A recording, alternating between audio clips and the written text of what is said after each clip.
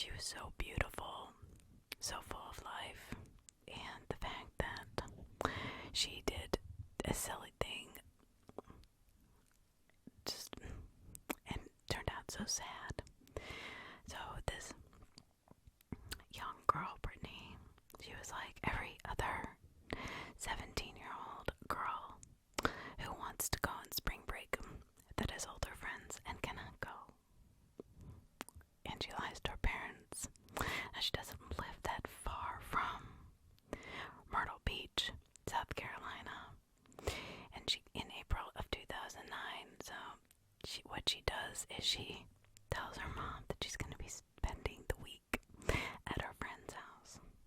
So her mother is thinking that she's right down the street at her friend's house, right? But she's not. She's with these older friends, and they are at Myrtle Beach drinking, partying, having a good time. Some are of drinking age. Some are not. Some, are with their boyfriends. Some are not. But unfortunately, I think the biggest problem with Brittanee is that she was kind of there alone, and their parents didn't know that she was there. So it was so sad because she checks into her hotel room. She hangs out with her friends, and then one night, she and her friends kind of, I guess, they leave her, and she says, well, I'm just gonna go back. And then she's never heard of from again. So they kind of get into an argument with her. She gets into an argument with her mother about spring break because she's harassing her mother. So we're gonna start from the beginning. So April 22nd, 2009. She's like any other 17-year-old. She argues with her mother about going off to spring break, saying, look, I'm old enough. I'm mature enough. I want to go with my friends. All my friends are going. I don't want to be here. Thing was, her boyfriend wasn't going, though. So she's in this argument, like all teenagers, with her mother about going to Myrtle Beach for spring break. There was a group that had invited the younger girl to go along, which was Brittanee. And she was determined to go. Now, Brittanee was a very successful cheerleader. She was good in school. She was a good kid. And, that kind of pulled at her mother's heartstrings, but still, her mother was like, it's just not safe. You're not old enough. These are older kids. I prefer you just stay around here, which is what any normal parent would say. But Brittanee storms out of the house, and a couple hours later calls to say that, look, let's have a compromise. I'm gonna stay at a friend's house nearby for spring break. And then her mom was like, okay, that's a fair agreement. So her mother agrees that as long as she stays at her friend's house, that's fine. She can hang out there and party with her friends or whatever, but as long as she agrees not to go to Myrtle Beach. But that's not what Brittanee does. She ends up going to Myrtle Beach. This is just a ploy, to basically get her mother to let her, stay away from the house. Now, so she sneaks off to Myrtle Beach with her friends. For the next few days, Brittanee keeps in touch with her boyfriend, John. Now he's back at home, and she's telling him about her trip, so he knows. She and her friends are staying in a motel on the beach called Bar Harbor, and visits the local bars, and they're meeting people, and they're having a great time. And although the age is 21, the kids are allowed to go into the bars at 17.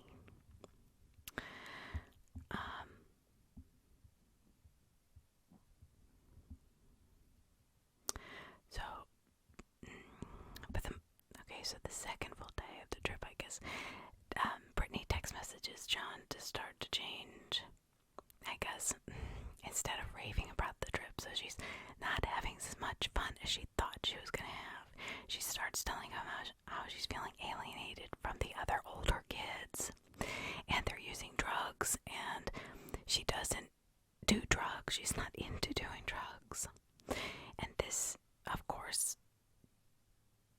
shorts to separate her from the people that she came down there with. So now her security, her form of security is gone, or is diminishing, I should say. So the next day, Brittanee decides to meet up with a guy named Peter that she knows from back home. So she meets somebody that she does know from back home. Now he's staying at a different hotel. He's staying at the Blue Water Resort, another hotel about a mile away from Brittanee's. She borrows a pair of shorts from one of her friends, so she's borrowing just one pair of shorts from one of her friends that she's there with.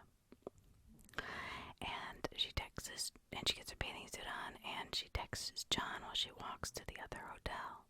In her text, she tells him that she's not having a good time and that she can't wait to come home.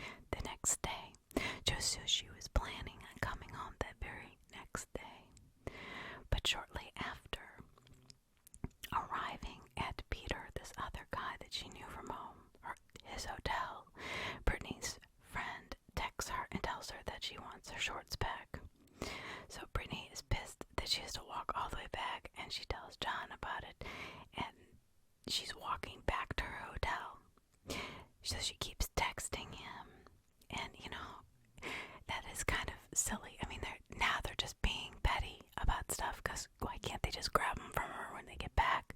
Are they gonna not be friends? So that's kind of a little bit that I'd be really annoyed that I had to walk all the way back. Why can't I just borrow your shorts till the end of the day? Or whatever. So anyway, she's texting her boyfriend, and it continues for a while, but suddenly it stops. So Brittanee all of a sudden stops texting her boyfriend, and he cannot get a hold of her. So he starts panicking, of course, I'm sure. So the timeline is what happens, because she's actually seen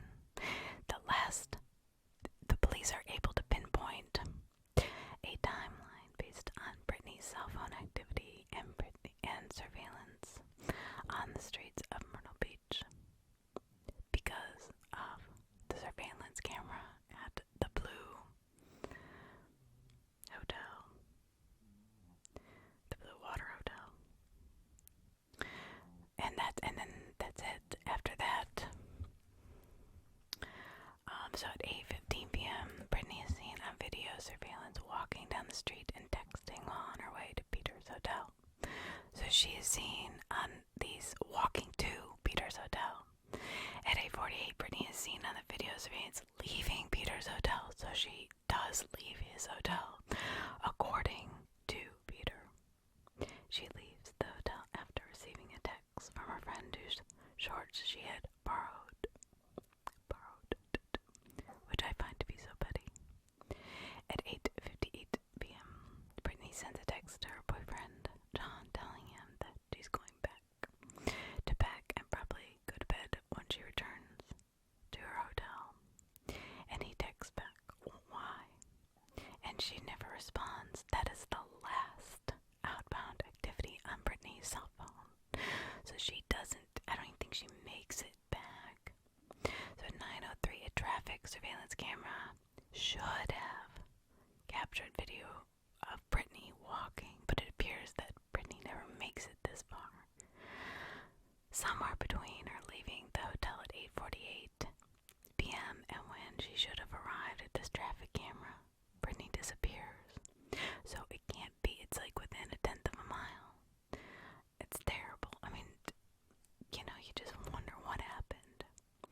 At 9:27, Brittanee's cell phone pings a cell tower in Surfside Beach, about 7 miles south of Myrtle Beach on Route 17. Brittanee's hotel, where she was supposed to be heading, was north, so this is totally opposite direction. At 11:58 p.m., her cell phone does ping again. It pings to a tower about 50 miles south of Myrtle Beach near Georgetown County, and this is the last time her cell phone will ever ping, meaning that either her cell phone shut off or the battery had been taken out. I think this points to an abduction, and I think most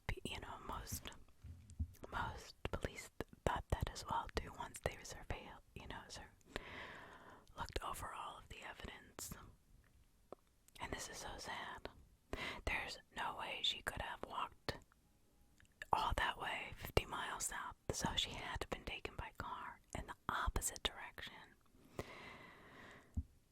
So,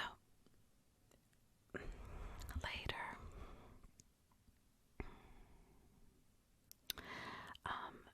obviously Brittaney's parents find out. They start posting posters, and her boyfriend's upset.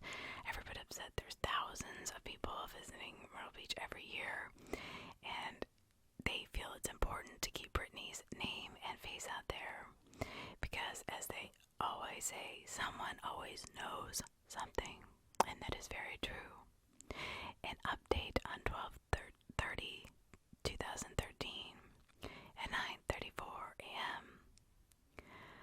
So there were skeletal remains that were found in Myrtle Beach, not far from where Brittanee disappeared, and this is according to News 10 NBC. The reporters spoke with Brittaney's mom, who said law enforcement contacted her on Sunday night to notify her of the possibility the remains have been sent to Texas for further testing.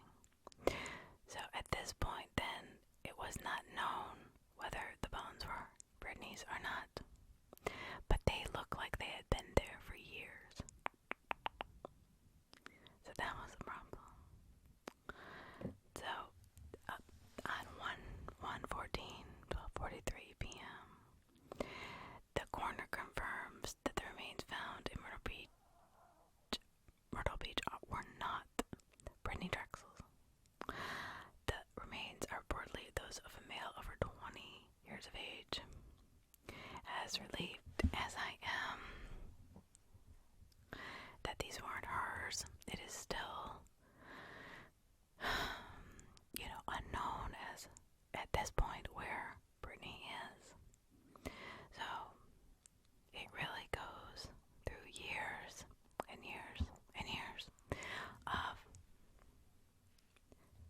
where's Brittanee, and nothing. So finally, there's an article, June 8th, 2016. There is an update. Investigators confirm that she was killed after being held 4 days. Authorities, I guess, had much anticipated this press conference. And unfortunately, the Brittanee Drexel had been missing since April 25th, 2009, after going on a spring break trip to Myrtle Beach. So, they told reporters they're confident that after Brittanee was last seen on surveillance video leaving the Blue Water Resort, she traveled to the McClunville area and was there for several days alive. Investigators believe she was held against her will and then killed. This is the first time anyone in law enforcement has come out and said that she is no longer alive. So they don't really go into much detail, but they do confirm this back in 2016. The FBI is offering $25,000 for arrest and conviction of those responsible for Brittanee's death. Dawn Drexel, Brittanee's mom, also spoke at the press conference, acknowledging that after 7 years of hoping, she now knows her daughter isn't coming home alive, which is absolutely heartbreaking. That is so sad. And, the saddest thing is that they believe this, so they must have that kind of a clue as to, and I've heard this before, and I just want to give the facts in this case. I don't want to make any speculations here, because I did see a special on Brittanee Drexel, and there was a lot of kind of speculation as to the people in the area and what they did to her. They do have a little bit of, I guess, evidence, might say, but not really. I mean, it's really a lot of speculation, so I hate to bring that into play, but the lesson to be learned in this is that you don't lie to your parents about where you're going.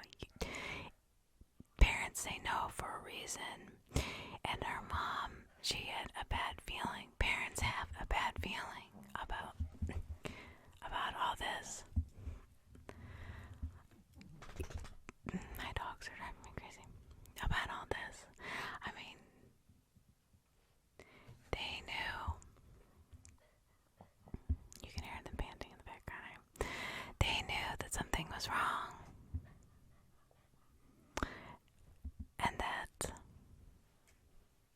they absolutely knew. Her mom had that mother instinct that something was wrong, and unfortunately Brittanee did not listen. She didn't want to listen. She was 17. Now, as 17-year-olds, the thing is, we all go through this. We all want to do things our parents tell us not to do, but it's really for our own good. But by the time we get old enough to realize that, it's really kind of too late if we do anything really silly. Brittanee could have been alive if she would just said, stayed home with her boyfriend or with her friends. I understand she wanted to go with her older friends and be cool and all that, but I think the fact that she left her boyfriend home, that she left her best friend there too. I mean, she went kind of with a group of girls or group of people, I should say, that she didn't really know all that well. And that is never a good, that's never a good thing. Nobody wants to listen to their parents at 17 or 18. However, in the back of your mind, you also have to understand that they have been through it themselves. They have struggled with all of that. They have faced the consequences that unfortunately can end in such tragedy that we see time and time again. So, if I will put a link in the description for missing persons, that if you have any clue as to what happened to Brittanee, what really happened to Brittanee Drexel, please, call missing persons, call Crime Stoppers, call somebody anonymously and tell them there is somebody out there who knows something. You will provide so much peace for the family and the loved ones after all these years. She was such a beautiful girl. She had so much potential. That is, probably the saddest thing of all these missing persons cases, how, they just have so much potential and their whole lives ahead of them, especially when they're so young like that. And yet, once, I don't think kids really understand, once you're gone, you're gone. There's nothing you can do to fix that.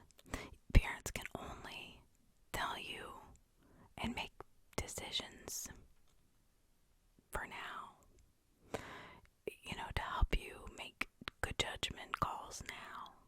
And as angry as you do get to your parents sometimes, it is important to understand that there are so many cases